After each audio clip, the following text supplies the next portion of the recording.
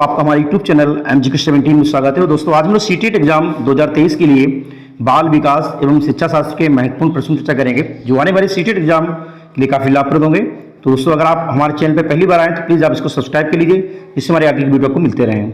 तो देखते हैं दोस्तों पहला प्रश्न दोस्तों है, अपने चिंतन में अवधारणात्मक परिवर्तन लाने हेतु शिक्षार्थियों को सक्षम बनाने के लिए शिक्षक को क्या करना चाहिए। दोस्तों यदि कोई शिक्षक अपने शिक्षार्थियों के चिंतन में अवधारणात्मक परिवर्तन लाने हेतु उन्हें सक्षम बनाना चाहता है तो शिक्षक को चाहिए कि वह स्पष्ट और आश्वस्त करने वाली व्याख्या दे तथा शिक्षार्थियों के साथ चर्चा करे। तो दोस्तों यहाँ पे हमारा जो राइट आंसर है वो ऑप्शन 4 स्पष्ट और आश्वस्त करने वाली व्याख्या देनी चाहिए तथा शिक्षार्थियों के साथ चर्चा करनी चाहिए। तो ऑप्शन 4 दोस्तों हमारा यहाँ पे सही है। नेक्स्ट दोस्तों है, प्राथमिक विद्यालय के कक्षा कक्ष के संदर्भ में सक्रिय वद्धता का क्या अर्थ है। दोस्तों प्राथमिक विद्यालय में कक्षा कक्ष के अधिगम के संबंध में सक्रिय वद्धता से अभिप्राय कक्षा शिक्षण के दौरान छात्रों की जांच पड़ताल करना, उनसे प्रश्न पूछना और वाद विवाद के लिए प्रेरित करना है। तो दोस्तों यहाँ पे राइट आंसर है वो ऑप्शन 3 जांच पड़ताल, प्रश्न पूछना और वाद विवाद करना। तो ऑप्शन 3 दोस्तों हमारा यहाँ पे सही है। नेक्स्ट दोस्तों है, बच्चे तब सर्वाधिक सृजनशील होते हैं जब वे किसी गतिविधि में भाग लेते हैं। तो ऑप्शन पहला दोस्तों शिक्षक की डांट से बचने के लिए, ऑप्शन सेकंड दूसरों के साथ सामने अच्छा करने के दबाव में आकर, ऑप्शन 3 अपनी रुचि से, ऑप्शन 4 पुरस्कार के लिए। दोस्तों बच्चे स्वयं बेहतर तरीके से सीखते हैं और तब वे ज्यादा सृजनशील होते हैं जब किसी गतिविधि को स्वयं की रुचि से करते हैं। तो ऑप्शन 3 दोस्तों हमारा यहाँ पे सही है, अपनी रुचि से। अगला दोस्तों, भारत में अधिकांश कक्षाएं बहुभाषी होती हैं, इसे शिक्षक के द्वारा किस रूप में देखा जाना चाहिए। दोस्तों बहुभाषिकता भारत में भाषा परिदृश्य का एक विशिष्ट लक्षण है और एक शिक्षक को चाहिए कि वह इसका उपयोग एक संसाधन के रूप में करे। तो दोस्तों यहाँ पर राइट आंसर हमारा है संसाधन। तो ऑप्शन 3 दोस्तों हमारा सही है। अगला दोस्तों, शिक्षार्थियों द्वारा की गई गलतियां और त्रुटियां। ऑप्शन पहला दोस्तों, बच्चों को कमजोर अथवा उत्कृष्ट चिन्हित करने के लिए अच्छे अवसर हैं।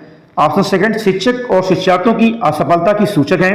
ऑप्शन 3 उनके चिंतन को समझने के अवसर के रूप में देखी जानी चाहिए और ऑप्शन 4 कठोरता से निपटाई जानी चाहिए। दोस्तों शिक्षार्थियों द्वारा की जाने वाली गलतियां त्रुटियां को उनके चिंतन को समझने के अवसर के रूप में देखा जाना चाहिए। और त्रुटियां दोस्तों जो है सीखने की प्रक्रिया का एक अंग होती हैं। तो यहां पे दोस्तों हमारा राइट आंसर है वो ऑप्शन 3 उनके चिंतन को समझने के अवसर के रूप में देखी जानी चाहिए। अगर दोस्तों किसके विचार से बच्चे सक्रिय ज्ञान निर्माता तथा नन्हे वैज्ञानिक हैं जो संसार के बारे में अपने सिद्धांतों की रचना करते हैं। दोस्तों बच्चे सक्रिय ज्ञान निर्माता तथा नन्हे वैज्ञानिक हैं जो संसार के विषय में अपने सिद्धांतों की रचना करते हैं। और ये जो कथन है, विचार दोस्तों है, ये प्रसिद्ध बाल मनोवैज्ञानिक जीन पियाजे का है। तो दोस्तों यहाँ पे राइट आंसर है हमारा ऑप्शन 4 जीन पियाजे।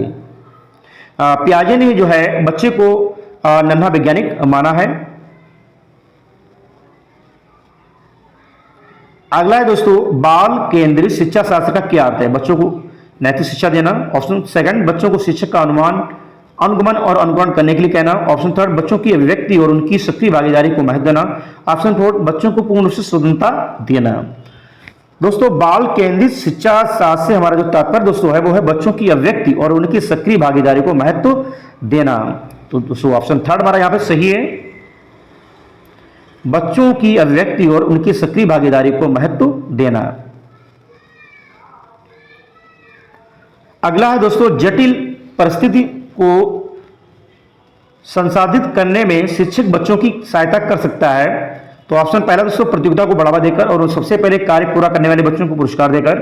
ऑप्शन सेकंड, कोई भी सहायता न देकर जिससे बच्चे अपने आप निर्वाह करना सीखे। ऑप्शन 3 उन पर एक भाषण देकर। ऑप्शन 4 कार्य को छोटे हिस्सों में बांटने के बाद निर्देश लिखकर। दोस्तों व्यक्ति जटिल परिस्थितियों को संसाधित करने में शिक्षक कार्य को छोटे हिस्सों में बांटने के बाद निर्देश लिखकर बच्चों की सहायता कर सकता है। तो ऑप्शन 4 दोस्तों हमारा सही है, कार्य को छोटे हिस्सों में बांटने के बाद निर्देश लिखकर। अगला दोस्तों, शिक्षार्थियों से यह अपेक्षा करना कि वे ज्ञान को उसी रूप में पुनः प्रस्तुत कर देंगे जिस रूप में उन्होंने उसे ग्रहण किया है। दोस्तों, व्यक्ति ज्ञान को ज्यों का त्यों पुनः उत्पादित नहीं करते क्योंकि उसमें अनुभवों का मिश्रण हो जाता है। अतः शिक्षार्थियों से अपेक्षा करना कि वे ज्ञान को उसी रूप में प्रस्तुत करें जिस रूप में उन्होंने उसे ग्रहण किया था, जो समस्यात्मक है। तो ऑप्शन थर्ड दोस्तों सही है हमारा, समस्यात्मक है क्योंकि व्यक्ति अनुभवों की व्याख्या करते हैं और ज्ञान को ज्यों का त्यों पुनः उत्पादित नहीं करते। तो ऑप्शन थर्ड दोस्तों सही है। अगला दोस्तों, जब शिक्षार्थियों को समूह में किसी समस्या पर चर्चा का अवसर दिया जाता है तब उनके सीखने का वक्र कैसा होता है। दोस्तों, जब शिक्षार्थियों को समूह में किसी समस्या पर चर्चा का अवसर दिया जाता है तब उनके सीखने का वक्र बेहतर होता है। तो ऑप्शन पहला दोस्तों सही है, बेहतर होता है। अगला दोस्तों, विकास की गति एक व्यक्ति से दूसरे में भिन्न होती है किंतु यह एक नमूने का अनुगमन करती है। दोस्तों, शिक्षण अधिगम प्रक्रिया में विकास की गति एक व्यक्ति से दूसरे में भिन्न होती है और यह एक क्रमबद्ध और व्यवस्थित नमूने का अनुगमन करती है। दोस्तों, ऑप्शन फोर्थ हमारा यहाँ पे सही है, क्रमबद्ध और व्यवस्थित। अगला है दोस्तों, विकास के लिए निम्न में से कौन सा एक उचित है। दोस्तों, विकास एक सामाजिक प्रक्रिया है जो जन्म के साथ प्रारंभ नहीं होती है तथा विकास एक आयामी नहीं होता है, बल्कि विकास के लिए सामाजिक सांस्कृतिक संदर्भ विकास में एक महत्वपूर्ण भूमिका का निर्वहन करता है। तो दोस्तों, ऑप्शन सेकंड हमारा सही है, सामाजिक सांस्कृतिक संदर्भ विकास में एक महत्वपूर्ण भूमिका का निर्वहन करता है। तो ऑप्शन सेकंड दोस्तों सही है। अगला है दोस्तों, व्यक्तियों में एक दूसरे से भिन्नता क्यों होती है। दोस्तों, वंशानुक्रम जहां हमें विकसित होने की क्षमता प्रदान करता है वहीं वातावरण इन क्षमताओं को विकसित होने के लिए अवसर प्रदान करता है। अतः व्यक्तियों में एक दूसरे से भिन्नता वंशानुक्रम और वातावरण के बीच अन्योन्य क्रिया के कारण होती है। तो ऑप्शन थर्ड दोस्तों सही है, वंशानुक्रम वातावरण और के बीच एक अन्योन्य क्रिया के कारण। तो ऑप्शन थर्ड दोस्तों सही है। अगला दोस्तों, बच्चे के सामाजिकरण में परिवार भूमिका निभाता है। दोस्तों, बच्चे के सामाजिकरण में परिवार एक मुख्य यानी कि प्राइमरी भूमिका निभाता है और अनेक मनोवैज्ञानिकों का मत है कि परिवार ही वह पहली संस्था है जो बच्चे को शिष्टाचार एवं नैतिक विकास की शिक्षा देकर उसे योग्य व्यक्ति बनाती है। तो ऑप्शन थर्ड दोस्तों सही है हमारा, मुख्य भूमिका निभाता है परिवार। अगला दोस्तों, निम्न में से कौन सा एक सही मिलान का जोड़ा है। दोस्तों, मूर्त संक्रियात्मक बच्चा मध्यगम प्रक्रिया में संधारण एवं वर्गीकरण करने योग्य होता है और इस प्रश्न में दिए गए अन्य विकल्पों में सबसे उचित मिलान नहीं है। तो यहाँ पे हमारा राइट दोस्तों है पहला ऑप्शन, मूर्त संक्रियात्मक बच्चा संधारण एवं वर्गीकरण करने के योग्य। अगला दोस्तों, एक बच्ची कहती है कि धूप में कपड़े जल्दी सूख जाते हैं, तो ये किस प्रकार की समझ को प्रदर्शित करता है। दोस्तों, यदि एक बच्ची ये कहती है कि धूप में कपड़े जल्दी सूख जाते हैं तो वह कार्य कारण की समझ को प्रदर्शित कर रही है क्योंकि उसे कपड़े सुखाने के तरीकों का ज्ञान नहीं है। दोस्तों, ऑप्शन थर्ड मेरा सही है, कार्य कारण। अगला दोस्तों, पियाजे के अनुसार बच्चों का चिंतन वयस्कों में से भिन्न होता है बजाय। दोस्तों, पियाजे के अनुसार बच्चों का चिंतन वयस्कों से प्रकार में भिन्न होता है, भिन्न होने के बजाय मात्रा में, क्योंकि वयस्कों में बच्चों के सामाजिक अनुभवों में अंतर पाया जाता है और वयस्कों में सामाजिकरण का स्तर अधिक होता है। तो दोस्तों यहाँ पे हमारा जो राइट आंसर दोस्तों है वो है हमारा ऑप्शन थर्ड, प्रकार और मात्रा में।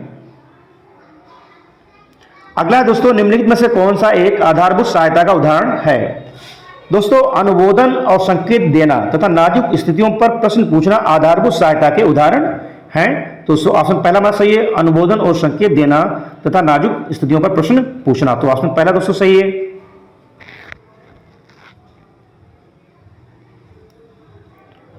अगला है दोस्तों, वाइगोस्की के अनुसार बच्चे सीखते हैं। दोस्तों, वाइगोस्की का विचार था कि बच्चे वयस्कों और समवयस्कों के साथ परस्पर क्रिया से सीखते हैं। तो ऑप्शन दोस्तों फोर्थ हमारा सही है, वयस्कों और समवयस्कों के साथ परस्पर क्रिया करके। अगला है दोस्तों, कोहल वर्ग ने प्रस्तुत किए हैं।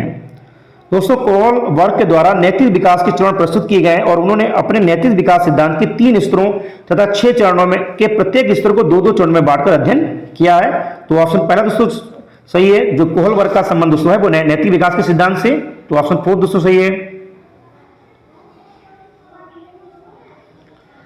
अगला दोस्तों, निम्नलिखित में से कौन सी स्थिति बाल केंद्रित कक्षा कक्ष को प्रदर्शित कर रही है?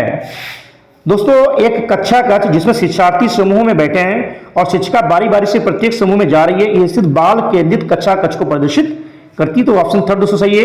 एक कक्षा कक्ष जिसमें शिक्षार्थी समूह में बैठे हैं और शिक्षिका बारी बारी से प्रत्येक समूह में जा रही है।